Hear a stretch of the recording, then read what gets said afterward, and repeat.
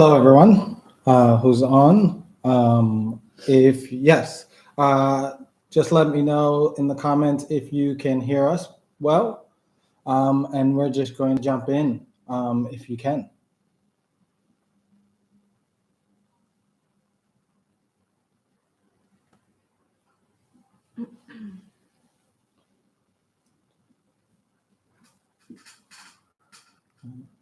Can you hear us? Yes.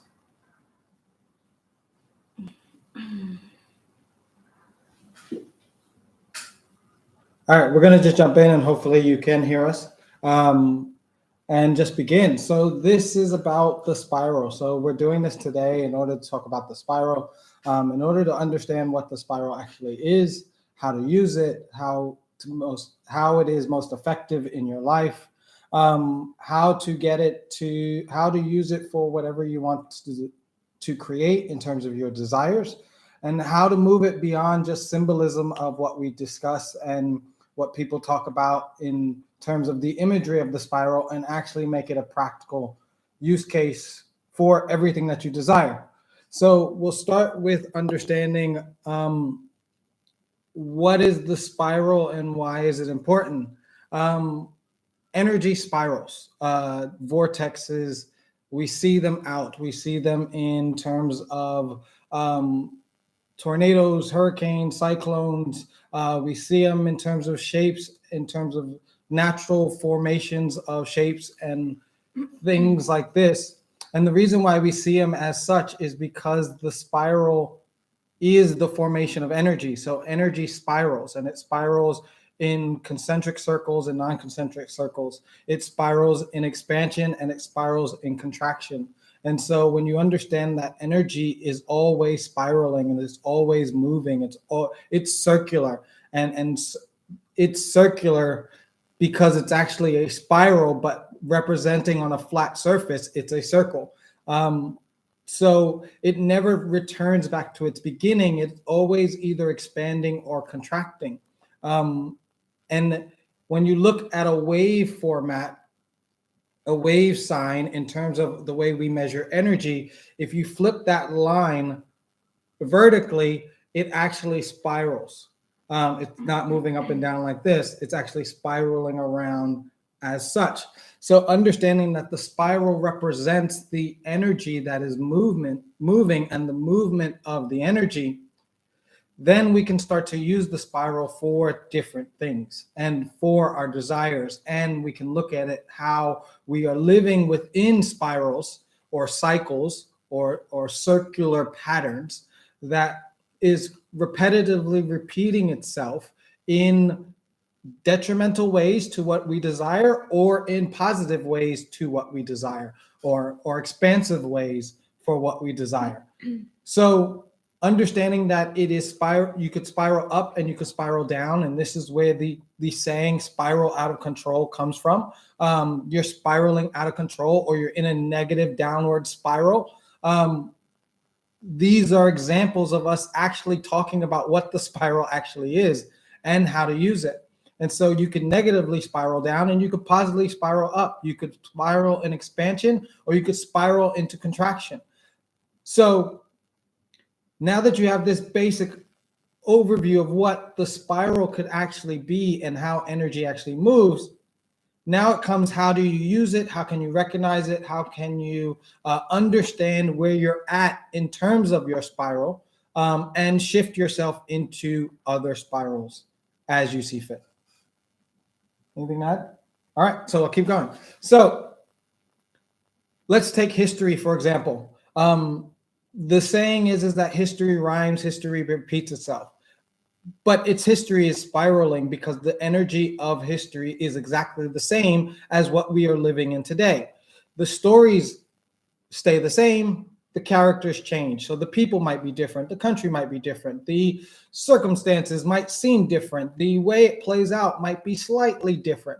However, the storyline is exactly the same. And the more we judge history, the more we're feeding the energy of the spiral for it to perpetuate itself, because we're not actually learning anything from that spiral.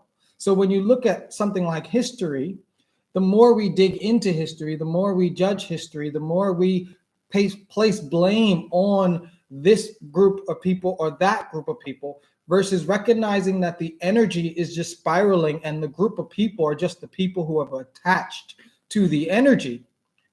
The more we sit in judgment and the more we don't recognize that it's just the energy, the more we are bound to repeat the energetic patterns that we've just fell in, that we've just studied, because we actually haven't changed the energy.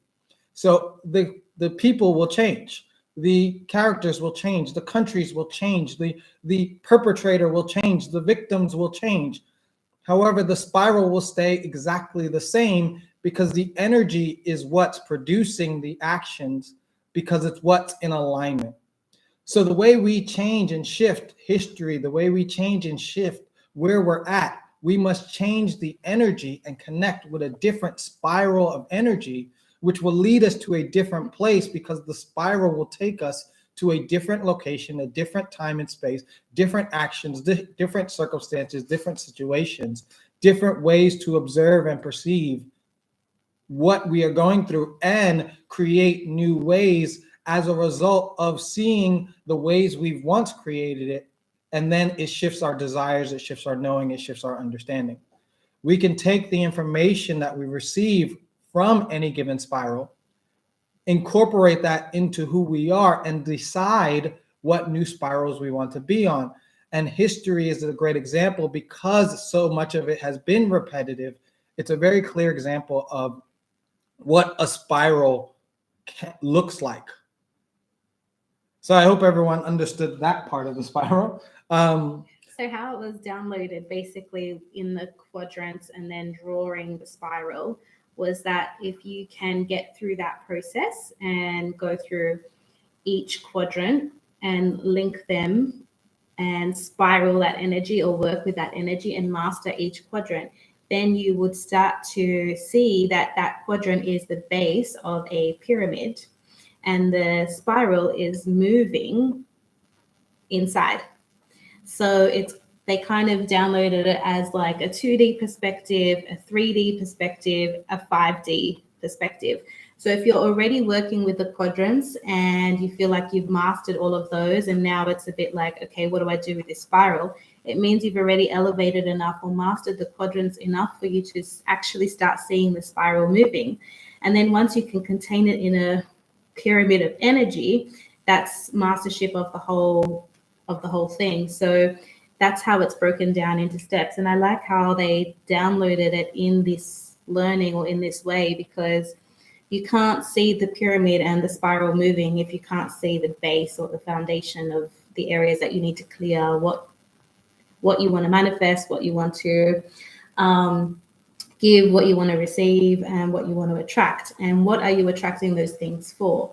So again, if you're getting stuck in some of those quadrants, it's looking at a bigger perspective of the pyramid, taking a step back and actually seeing the momentum of your spiral starting to move. And also timelines are not straight. They are like a spider web, which is also kind of circular. So if all timelines are interwebbed together, then nothing is linear. We just made up that things are linear. So when you think of timelines and I think of changing my spiral or changing my timeline or adding something in, think of that as just a little nod to the web that's already circular, and that you're going from the inner layers of the web to the outer layers, which is a larger perspective. So that's how you start to change timelines. Yes, great. So that leads us into, how do you personally shift your spiral? That leads us into, what does your spiral actually look like? So looking at going back to the larger analogy of history, looking at your history, you can start to see what patterns have been repetitive. And any patterns that is repeating, that is not leading to expansion. So it's not giving you more information, it's actually keeping you in the same story. That is what we would consider a negative spiral, but another way to look at it is a contracting spiral.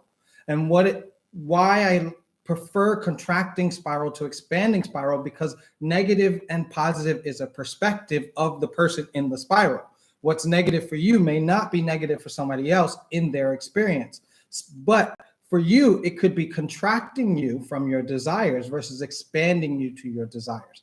And this is where we get the view of negative and positive. So if we look at it as a contracted spiral, which is a spiraling, let's call it downwards versus a spiraling upwards in terms of more light and less light. If you look at the patterns that you've been in and the story that is repetitive. So if you have if you're looking for a partner and the story of your partner ends the same way, then there is something within that is keeping you in the same spiral of energy, which is causing you to attract the same partnerships, which end in the same result because the pattern and the spiral is exactly the same. You haven't actually expanded to a new spiral because your energy is the same. So your attraction point, to go to the attracting, giving, manifesting, and receiving of the unity currency, your attraction point is the same, which is attracting the same spiral of energy, which is causing the titles and the names of the people to change. However, the circumstances and the experiences are fundamentally the same, which is creating the same storyline, which is the same timeline which you are running. So when you go back to look at your attraction point and what is the energy that you are holding, what is the energy that you are in, what is the energy that you desire to create from, that is where you start to identify your own spiral. And then that will align with other spirals which mirror or match or align with the spiral in which you are creating. Then we can move into the giving, which is, can you give what you want to receive unconditionally? And if you can give unconditionally, that is a different spiral from giving with judgment or giving with perception or giving with a need to have something in return. Those are different spirals of energy, not wrong or right, just different. And when you understand that they're just different, you get to choose which spiral you want to be in. Unconditional love or I love you because is different energies and are different spirals in which you will attract. Then you move into your manifesting. Is what you manifesting, are you manifesting it for the self, the collective, and the planet? Are you manifesting it because you feel worthy of it, or are you manifesting it because you're in lack? Right? Lack and worthiness are different spirals which create different experiences, which then leads to the receiving. Are you worthy of receiving, or are you in lack of receiving? Do I not get what I want? Do the universe never delivers to me what I want? Or do I get everything that I desire when I desire it, how I desire it, or more? These are different spirals of energy. These are different spirals of energy that you will connect with, but also different spirals of energy in which you hold, which is creating a vortex point, a spiral, which is drawing onto itself more of that which is like itself. And this is the power of the spiral. This is the power of energy. This is our innate giving gift that we get to work in a universe in which energy spirals and comes and it draws onto itself. So when you understand this part of the attracting, giving, manifesting, and receiving, you can start to look at what the experiences are from a non-judgmental standpoint, because they're just spirals of energy that you have connected with, in which you can change to a new spiral of energy, which shifts the timelines, which shifts where you're at, which shifts your experiences, which shifts your perspectives, which leads to expansion and growth, or contraction if it's a negative spiral. So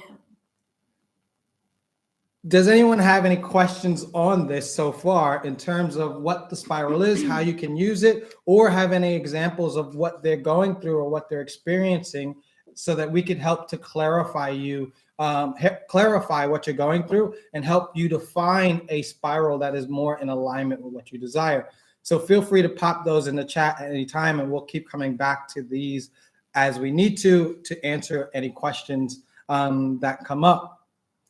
So going back to attracting, giving, manifesting, and receiving, you initiate your own spiral, as well as you are drawing onto yourself connections with other spirals that already exist.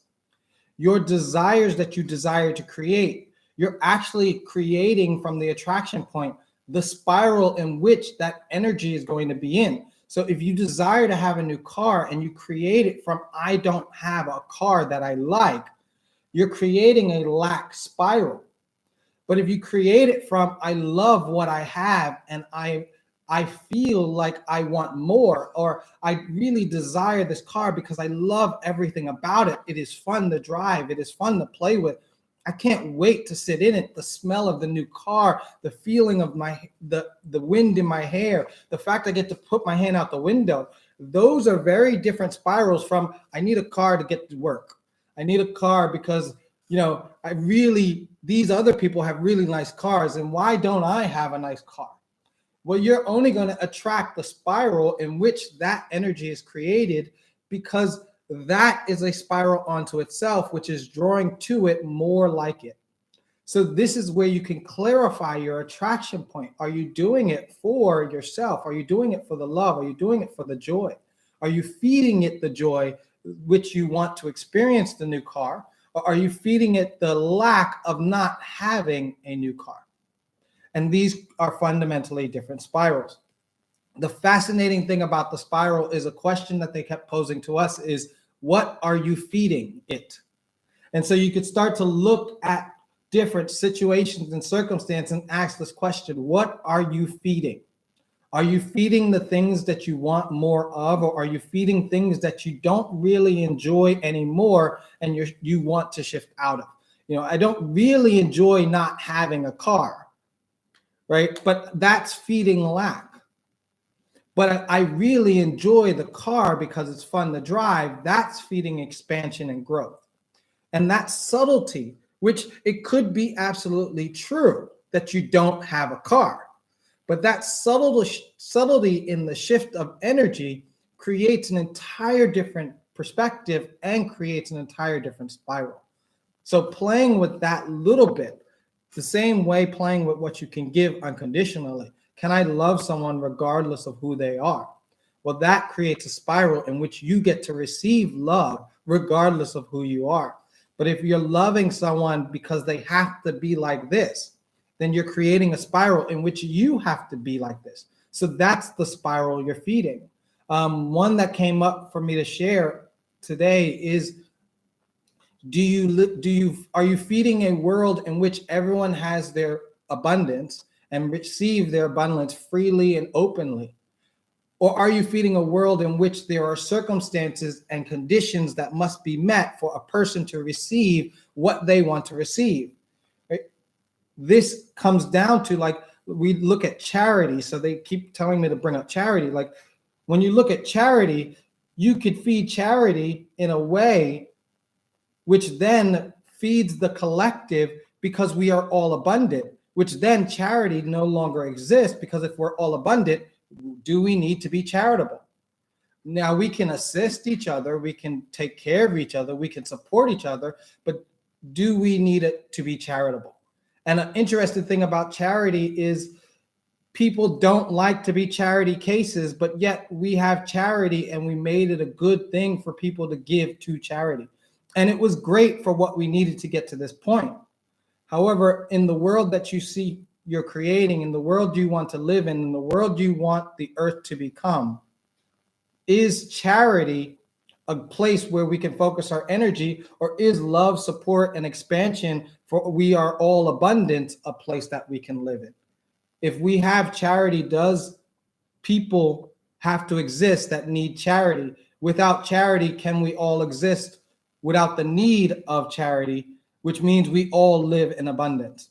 So these are subtle ways in which we can shift the energy, but will also shift how we live, shift the circumstances of Earth. Poverty is another one. Does poverty have to exist? Well, if we create a world where everyone has access to their abundance, then is there anyone in poverty? But if we have to give to support people because they have less than me, then poverty must exist because the only way you can give what they have less than me is to have someone with less to give to.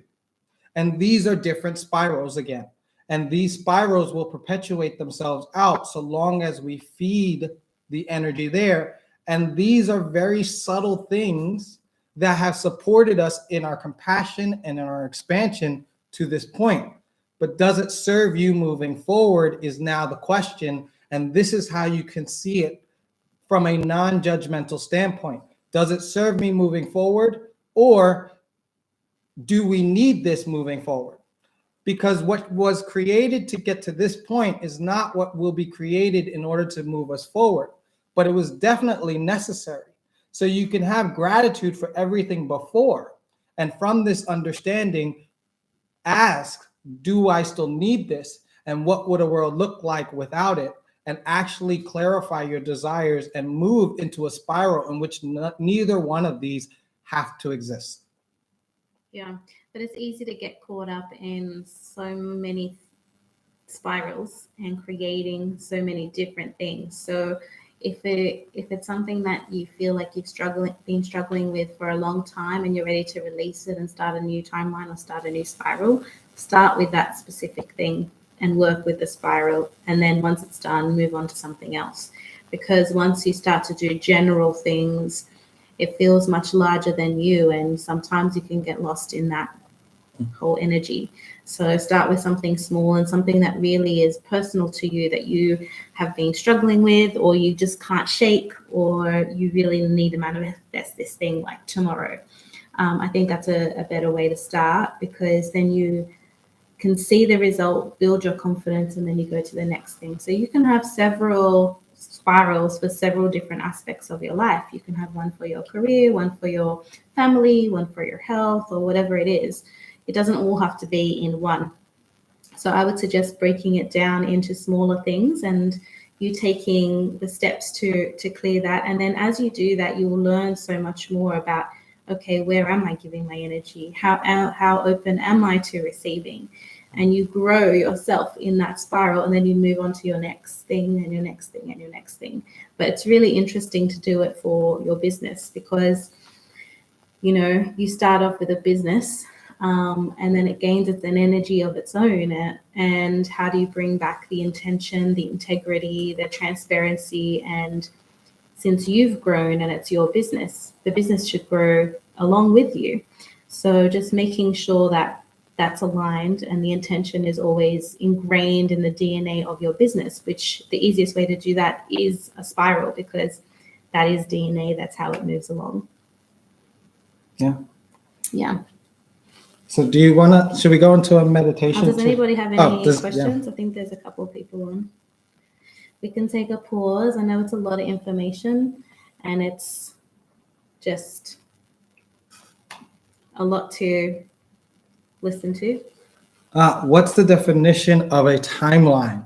So this could be a session on itself, but to keep it relatively brief, because I can go on a half an hour with this.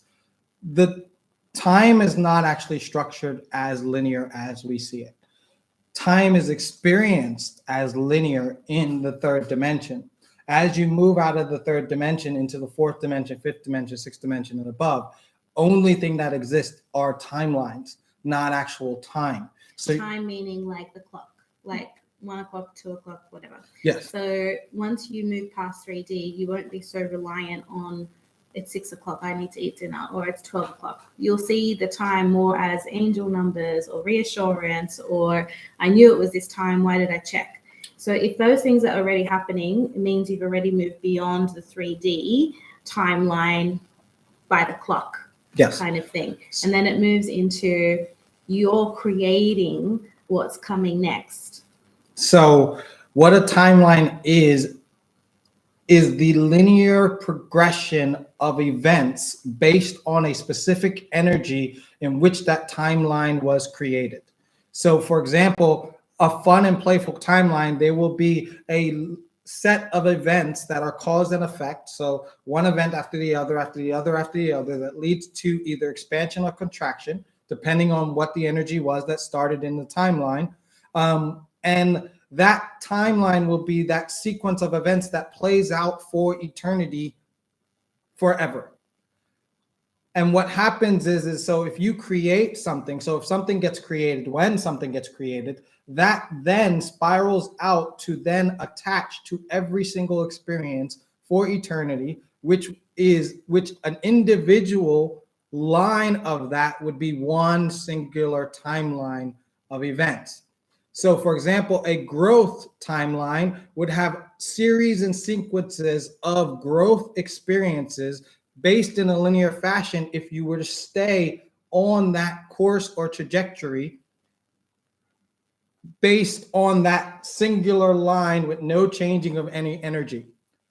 And these things layer on top of each other and spiral together and circulate and have points and nodes in which interacts and interferes, which would be considered timelines as in plural.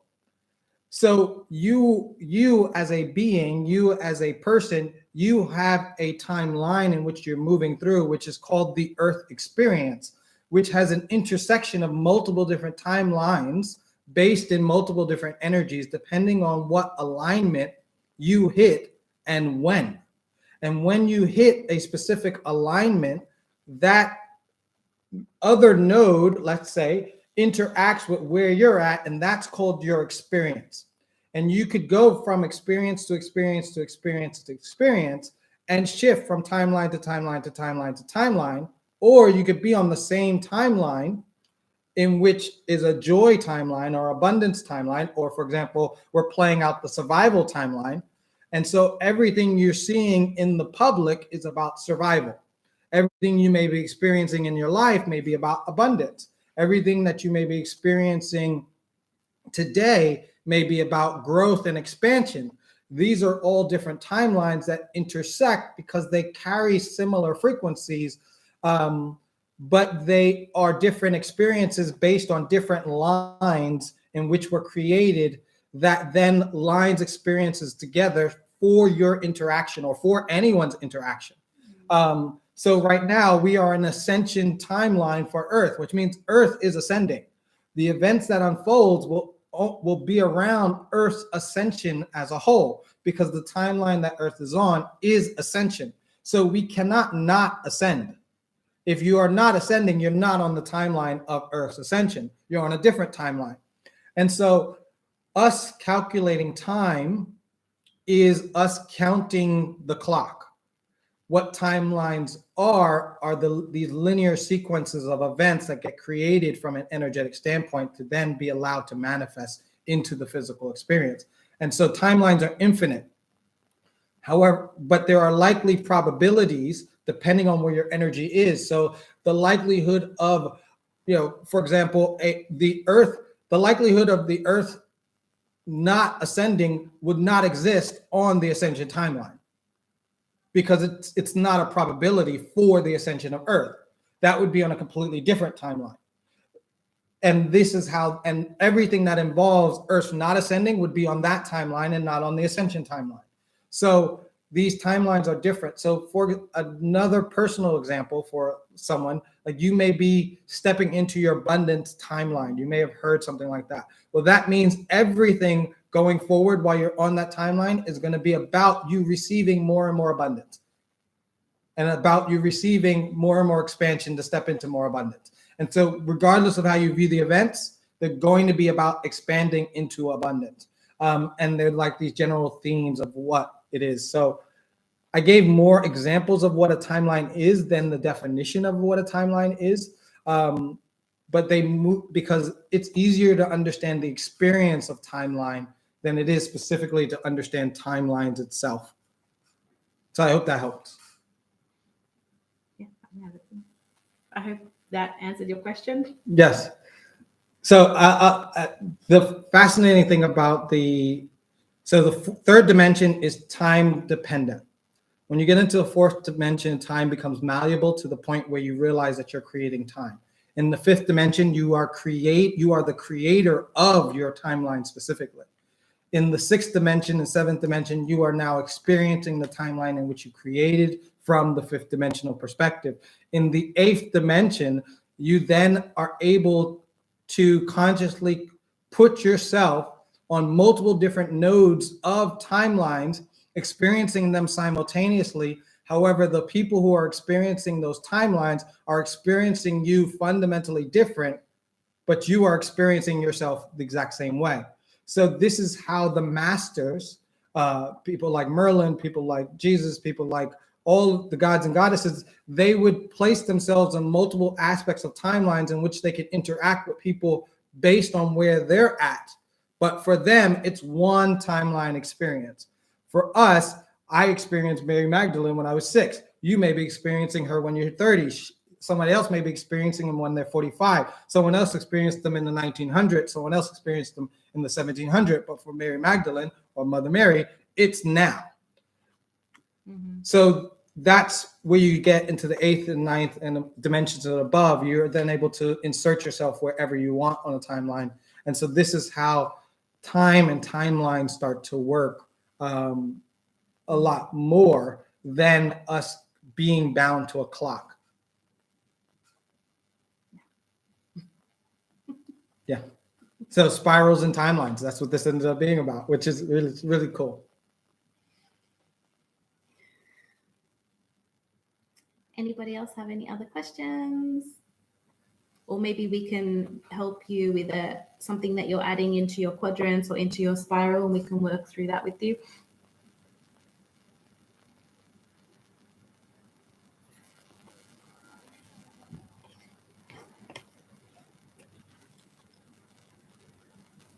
All right. Well, would you like to go into a meditation just Sure. to align us? So align us with the information of the spiral, to align us with the information of understanding of timelines, to create our own timelines. One of the cool things, one of the things that comes through with the information that we are sharing is with this information, the experience of the information is important to knowing the information itself. So the more that you seek to experience the information, the more that you can align with the words that are coming through versus trying to figure out what's happening, the more the expansion will take place in which you will start to experience it for yourself. So the discovery, the exploration, the play, most of these concepts are new in the way that we are sharing them. And so the way to best integrate these is to have the experience yourself, whether it's through what we are saying in a meditative state, in your own life, practicing it, observing it for yourself. That's going to make the connection you need and lead to much more greater expansion than just trying to memorize the information. Experience what a timeline is, experiencing the spiral for yourself and experiencing multiple spirals and seeing that and just taking the moment to observe what spirals are going on around you will radically help you absorb everything that has been said. And the experience will lead to much greater expansion than anything that can be taught to you from a teaching type of or writing it down perspective. Yeah.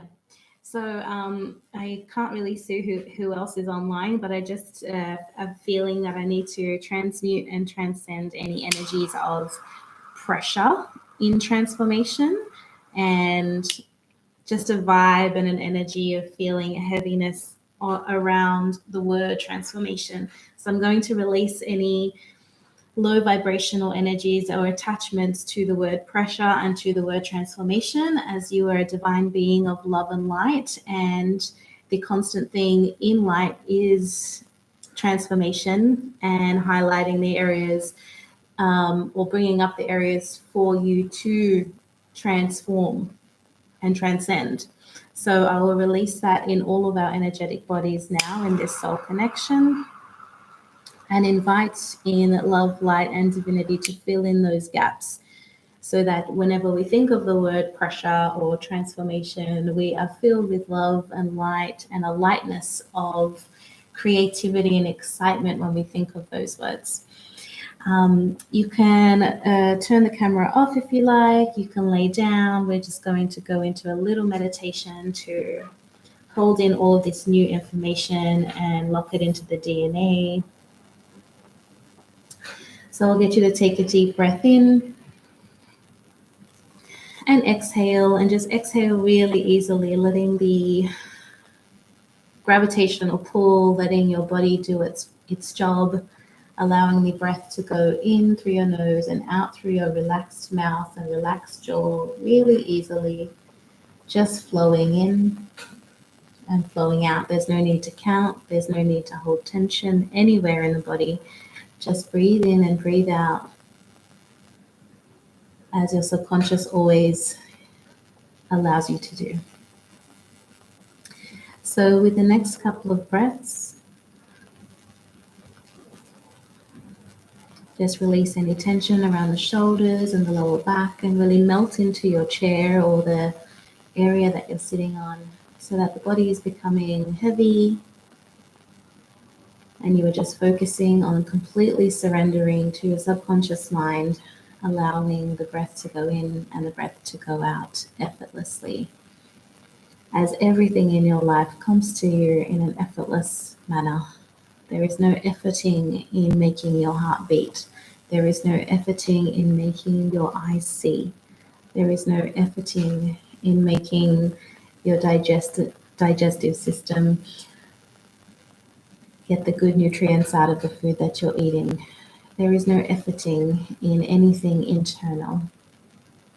So allow that ease, that grace, that smoothness, that connectivity of effortlessness to come into your light, into your energetic body, and stay with you in this moment of time. And we ask this lightness and this energy to stay with you through times of challenge, through times of heaviness, and through times of pressure around transformation. As every day your cells transform, as every day your cells and your DNA talk to each other about transformation. It's as effortless as the breath going in and breathing out. The information that you have just been coded in around the spiral, around timelines, around the quadrants, is all relevant to you and received in the highest joy and in the highest love and in the highest light of your divine being. It's imprinted into your energetic soul and light imprint for you to carry this information through you, through your day, through your journey, through this human experience, in the highest divinity, in the highest light, and in the highest love.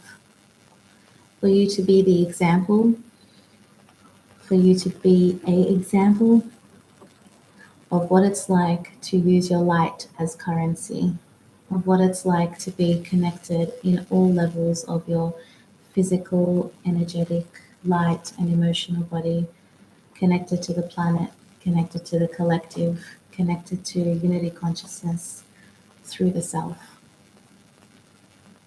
As you are the example of this love, of this light, of this spiral, you're an example of unity currency,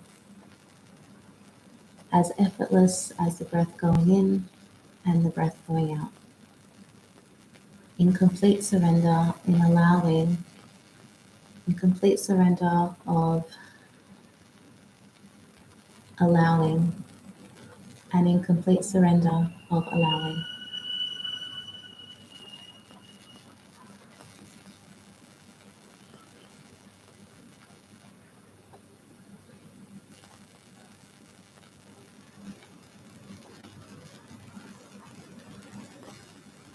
Feel what it's like to be in this new energetic body, in this new soul imprint, the upgraded version with information connected to your soul purpose, in walking and being the living example of unity currency for the collective. And as you feel what it's like in that energetic body, your breath becomes lighter easier, even more effortless.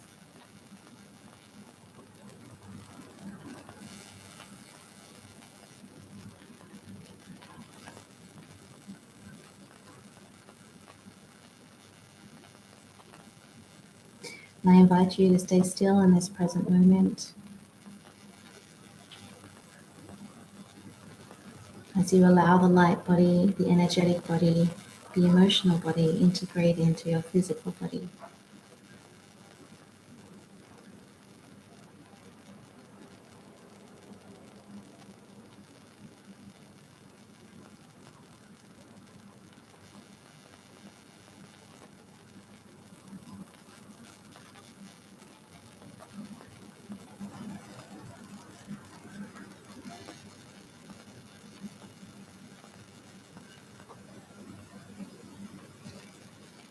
And when you're ready, you can open your eyes, stretch out your body,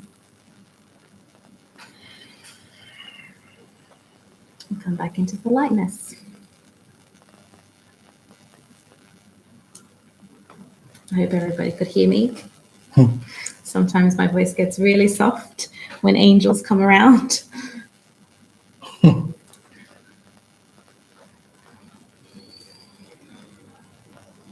So we want to thank you for all of you who participated, who hopped on. Please feel free to share the information of the spiral, the information of the timeline. Connect with this information as much as you can. Share the video, share the link for this. I'm gonna keep it as a link, so that those who want it, those who seek it can receive it. And we will be doing more and more teachings like this, sharing more information. The spiral will go into each one, attracting, manifesting, giving, and receiving. And we hope that future ones, that's awesome. That's fantastic to hear. We hope that in the future ones on these quadrants, we encourage, not hope, we encourage you to bring what you are attracting with it, what you are manifesting, what you are giving, what you are receiving, and we seek to encourage you as well as to coach you through individual one-on-one style of what you are attracting, to help clarify that and help be of service to as many who are watching, as well as you're giving, you're receiving, and you're manifesting. Because together, learning this is all new information. This is all new ways of using it. We are learning it too. We have learned it only weeks before posting any of this information. So we've had moments in our own life that has been transformational. I'm happy to see Jamie has had moments that had happened since using the quadrant. And the more that we share our experiences with each other, the more we assist each other in aligning to using our light and being the master creators that we are. So many more to come. Thank you again. Yeah. And excited to see you on the next one. Thank you. Thank you. See you guys.